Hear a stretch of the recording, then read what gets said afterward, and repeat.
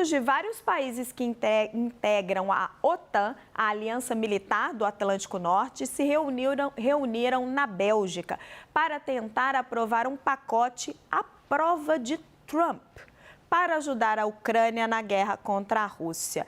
Isso acontece porque o republicano já disse que, se voltar à Casa Branca, vai diminuir o financiamento dos Estados Unidos para a aliança militar.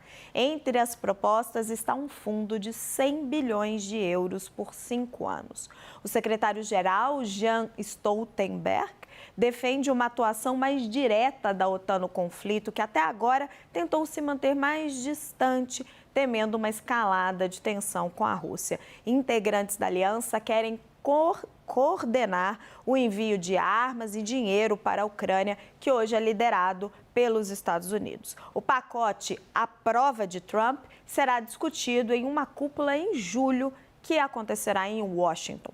Todas as decisões da OTAN exigem consenso entre os 32 integrantes da aliança.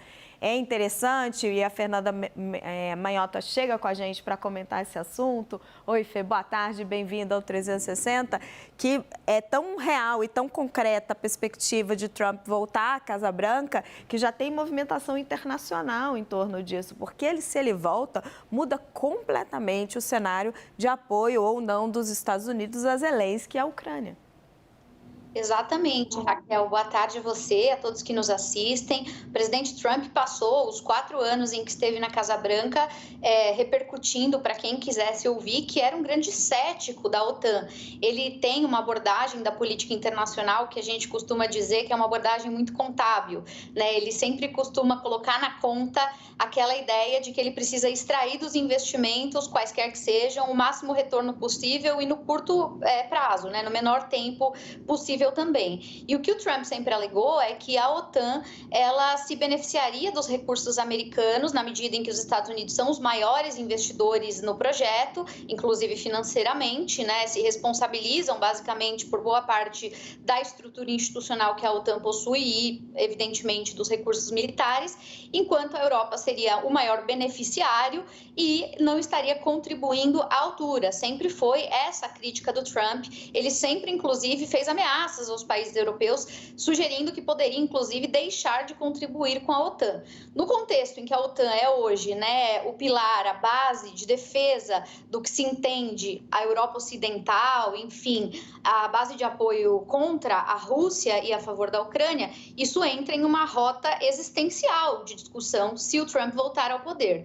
E, Raquel, só para o nosso telespectador ter uma referência, a OTAN hoje está composta por 32 países, como foi dito, e desses 32 países, nos últimos anos, apenas 7 têm cumprido com a meta que lá atrás foi estabelecida quando a aliança foi criada. Na regra do jogo, a aliança propõe ou prevê que cada um dos países que fazem parte desse sistema de defesa coletiva, ou seja, se um é atacado, a defesa é feita por todos, né, de maneira integrada, é de que cada um deveria direcionar 2% do PIB para justamente financiar esse projeto. E dos mais de 30 países, apenas 7 têm cumprido com essa meta. Então, a crítica do Trump geralmente vai justamente nesse calcanhar de Aquiles dos europeus. E quando a gente olha, né, o gráfico de pizza de financiamento da OTAN, justamente o que a gente verifica como consequência é que existem 32 beneficiários, mas na prática quem paga essa conta são alguns poucos. Os Estados Unidos são os maiores financiadores do total de recursos que a OTAN recebe. Hoje os Estados Unidos devem ser responsáveis por algo em torno de 17% sozinho, só um país dos 32, e logo depois vem a Alemanha, a França, a Inglaterra, que contribuem com percentuais um pouco menores, mas ainda significativos. Tem países que não chegam nem a 0,5%, né? E que tanto quanto aqueles que doam bastante, vão se beneficiar de uma eventual defesa que seria provida pela aliança. Então, com ou sem razão, o fato é que esse é um tema que interessa ao Trump.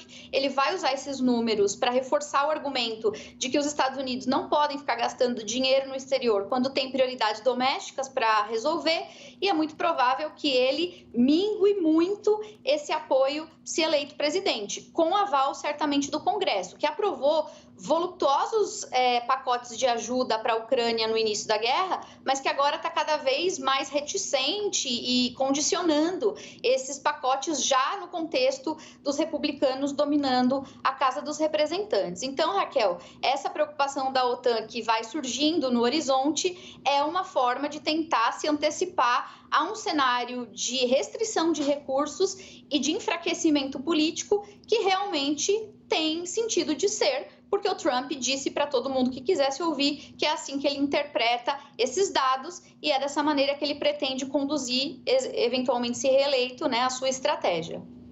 Muito obrigada pela análise, Fernanda Manhota.